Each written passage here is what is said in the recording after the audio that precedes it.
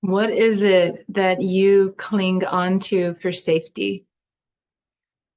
What is it that you're afraid to let go of because you fear that you won't be safe if you do? A relationship, a job, a steady source of income? What is it that you think is going to create a sense of safety inside of you? Because the reality is, nothing external can truly grant you safety. Safety is an internal job. Believe me, I was a very successful criminal prosecutor at the age of 25, I believe I was 25, 26. I bought my first home. And within 7 months after buying the home, over a period of 5 hours, I literally watched a tropical storm destroy everything I thought would create safety in my life. All of my belongings, my home, my car. And it left me questioning, like, what if I've worked so hard for all this, right? And even though I was only 25, right, I was still in the mindset of you do these things to create safety. You follow this path, it makes you safe. This is the right thing to do. But I learned very quickly in that moment that I wasn't safe, even though I'd done all the right things. And it started to wake up my soul to a much greater reality. And I went through a period of what I would call a mild, dark night of the soul, what felt like a mild depression, but was really me questioning everything I had been taught and told about what I was supposed to do and why. And how, even though I'd done all the quote right things, everything still fell apart. And I was left with nothing. I didn't have flood insurance. I didn't have backup plan. And it was only through the unconditional love of those around me that I had a place to stay and another car until I could get my own again. And it really helped me to begin exploring this on a deeper soul level. And it wasn't the only initiation that I went through to find safety within. Later in life, this was about, almost 10 years later, I was living with my ex-husband in Europe. And at that point, I had spent all of my savings. I traveled around the world on a spiritual pilgrimage. And our relationship was very karmic and very unhealthy. And yet I feared for my life in leaving. I feared he wouldn't let me leave. I feared that I wouldn't have enough money. I'd have to start my life over from scratch in another country. I would have to, make things work in a way that my mind couldn't figure out how in the world I was ever going to make this work. It made no rational sense. And so every fear in my head, every thought was, well, you have to stay because there's no other way. I also thought that before I left the legal profession in 2013. How could you leave such a successful job? How could you leave a steady stream of income? How could you leave everything that you've built your life around for, quote, nothing, right? Just because your soul is asking you to. And when I was in Europe, I literally heard my soul tell me, you are safer on the streets than with him, because my soul was at stake. And I chose my soul's truth over my fear. And I walked out the door with a bag on my back and I never went back. And magic appeared and miracles happened. And none of it was anything that I could have created with my mental, rational mind. None of it is anything I could have planned out or, quote, made happen or forced or even understood. It was magic, because magic is the realm of the soul. Magic is when we are connected to the web of life and we get to receive exactly what our soul desires to give us in each and every moment. And that's enough. And when we start to cultivate inner safety, it's not about making everything on the outside go right. It's not about things have to look this way and then I feel safe, or have this much money in the bank and then I'm safe, or I have this relationship so now I'm safe because they're not going to leave me and they tell me they won't, or I have this body and I work out and so I'm going to be safe and I'm never going to get sick because I eat this way, right? We've all heard the stories where we think this is the thing that's going to keep us safe, and it's not, because that could change in an instant. Just like me losing everything in 5 hours when a flood came, just like me walking out the door, suddenly having seemingly nowhere to go and no money, just like me leaving the legal profession with no guarantee of anything after that happened. I could go countless examples of this in my life, of when we start to anchor into our soul. The soul is eternal. The soul exists beyond time and space. Therefore, the soul knows what our mind can never know. Mind grasps out here for security, safety, right? It wants to know, it wants to understand, it wants to make sense of it, wants to have parameters, structure. Beautiful. It loves that.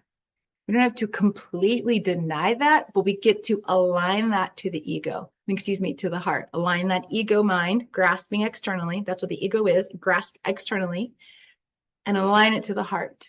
Align it to the soul, because the soul says, I don't need to know out there with my physical eyes, because I know in here.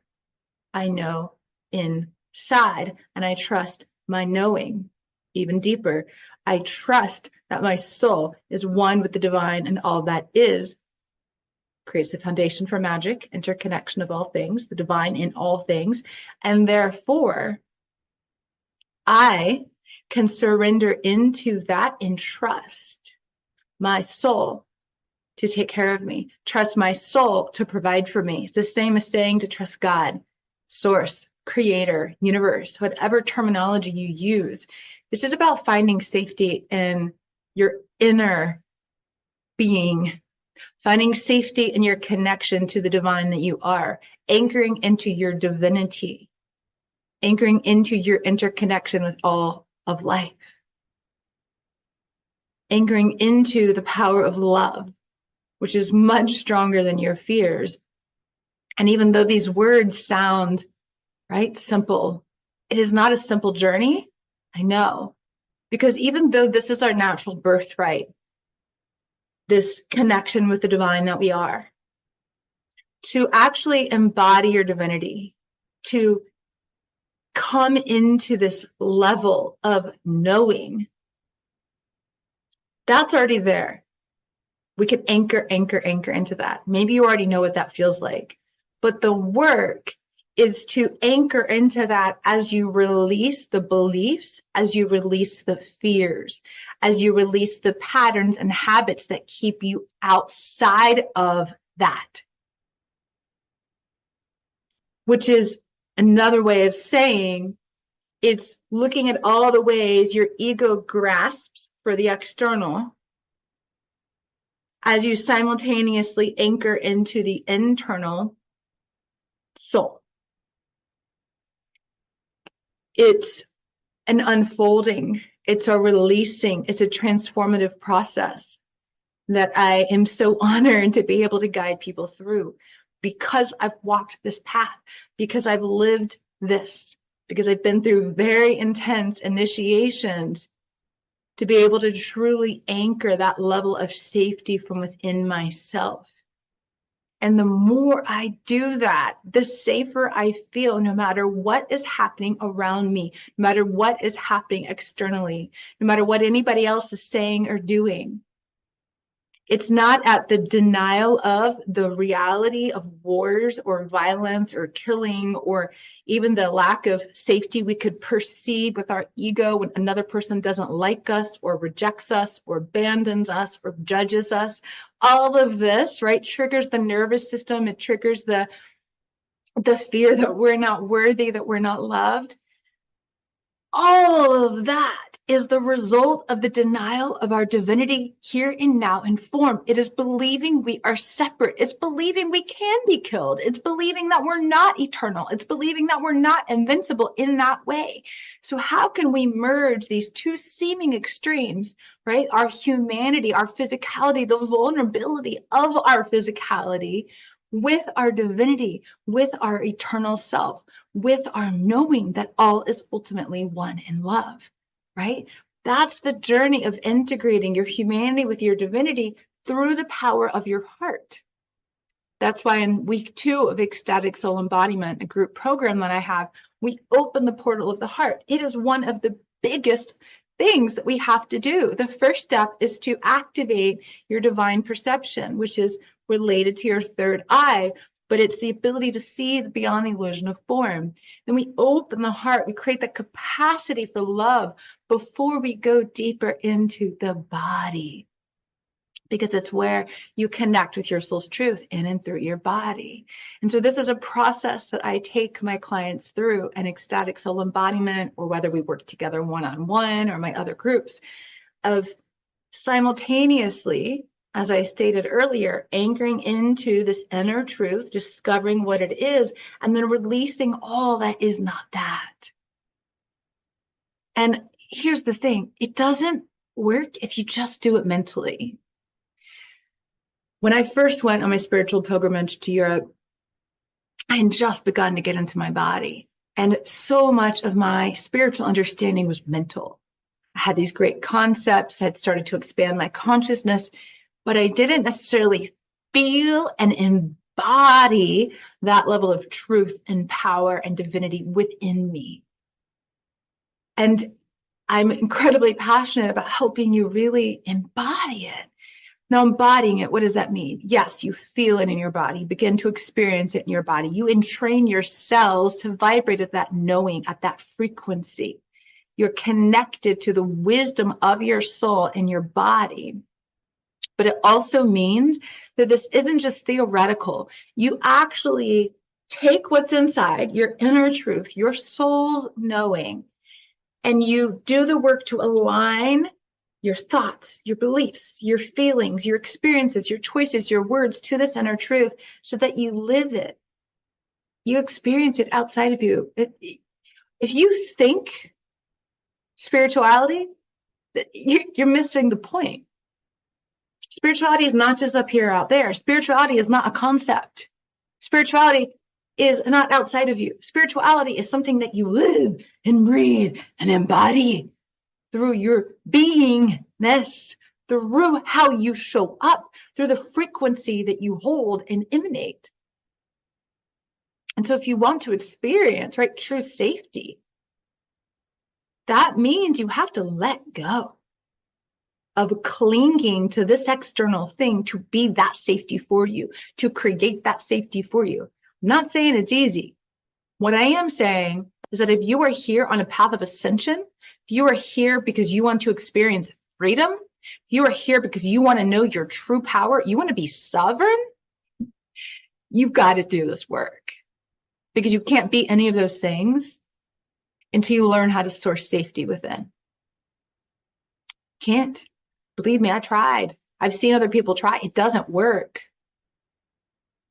And so instead of making it theoretical, I guide people to do the embodiment work. And that requires not only the emotional work, but the energetic work. Because our body is energy. Our thoughts are energy. Our feelings are energy. Everything is energy. So it's about attuning to a frequency. It's about working with the energy systems of your body to activate more of your own divine potential and divine truth.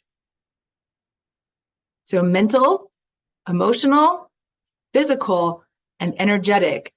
When you have those 4 layers, right, and you're working on all of those layers, not just one, you can truly begin to experience this without effort. This isn't efforting, right? The mind efforts. This is surrendering. Surrendering and aligning and choosing. Surrendering and aligning and choosing. As you attune your frequency to a very new level of divinity within your being. So if this is the kind of work that your soul is calling you to do, your mind may not get it, right? My mind did not get my spiritual path for a very long time. But if your heart feels it, if your body feels it, if your soul feels it, and you're like, I want to know that level of freedom, soul freedom. I know I'm here to ascend, right? To create a new level of consciousness within me, within this planet. I want to show up differently in my relationships.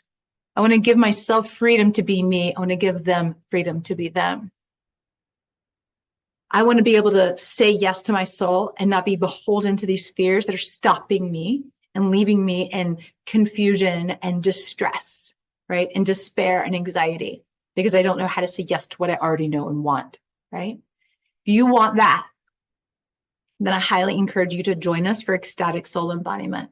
It is only $333, what could be thousands, for a 6-week course that goes through all of this on a practical, apply to your daily life experience. Because the reality is, we need this work. We need to do this individually for the collective, for ourselves, for our relationships, for our lives, for our bodies, for our health. We are in a global transition, and it is time. There's no real time to waste at this point. It is time to align and embody your own divinity here and now so that you can experience this level of freedom, regardless of all of the crazy things we keep being told are happening outside of us. Because who's going to stand up if it's not you? You have this responsibility. As a soul here on this planet, you have this responsibility. So whether it's my work or someone else's, or you already have your own practices and your own path, beautiful. But sometimes you can't see what you can't see. My role is to help you see you, the depths of you, your soul. I get to see your soul, your energy, your frequency, and I help call you out lovingly and compassionately so that you align to that. So I'll put the link below, Ecstatic Soul Embodiment. I also work with people one-on-one. But Ecstatic Soul Embodiment starts April 22nd, the week of April 22nd. And I'd love to see you there if you're ready for this level of transformation. Jessica Falcon, The Path to Sovereignty. I'll talk to you soon.